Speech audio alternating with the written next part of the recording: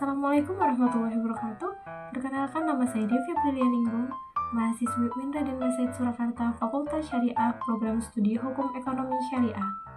Pada kesempatan kali ini, izinkan saya menyampaikan video learning jurnal saya pada pertemuan ketiga dalam mata kuliah Hukum Perdata Internasional yang diampu oleh Ibu Irhamia SHMH. Pada pertemuan ketiga ini membahas tentang subjek hukum dalam perdata internasional serta hak dan kewajiban dari masing-masing subjek hukumnya. Untuk itu, yang pertama mengenai subjek hukum perdata internasional itu pada dasarnya adalah individu atau badan hukum yang berinteraksi melintasi batas negara, sehingga memiliki hak dan kewajiban yang diatur oleh hukum. Hak dan kewajiban mereka bervariasi tergantung pada status dan kapasitas mereka. Misalnya, individu memiliki hak asasi dan dapat bertindak sebagai subjek dalam hubungan kontrak, sementara badan hukum seperti perusahaan memiliki hak untuk melakukan perbuatan hukum. Dalam konteks perdata internasional, sumber hukumnya bukan hanya hukum internasional saja, tetapi juga sangat bergantung pada hukum nasional masing-masing negara yang terlibat. Pengadilan yang menangani kasus perdata internasional akan menggunakan hukum nasional negara yang relevan, serta peraturan dan konvensi yang berlaku di antara negara-negara tersebut. Selanjutnya mengenai subjek hukum, yang pertama ada orang perorangan, yaitu WNI atau WNA.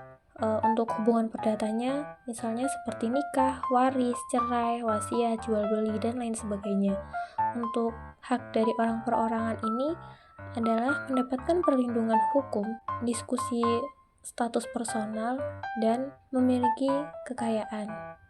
Lalu untuk kewajibannya yaitu tunduk pada hukum yang berlaku dan taat untuk membayar pajak. Selanjutnya mengenai subjek hukum yang kedua, yaitu badan hukum seperti PT, firma, koperasi, dan yayasan. Lalu untuk haknya sendiri adalah badan hukum negara lain mendirikan cabang-cabang dan kewajibannya itu patuh pada hukum yang berlaku serta patuh pada ketentuan investasi lintas negara.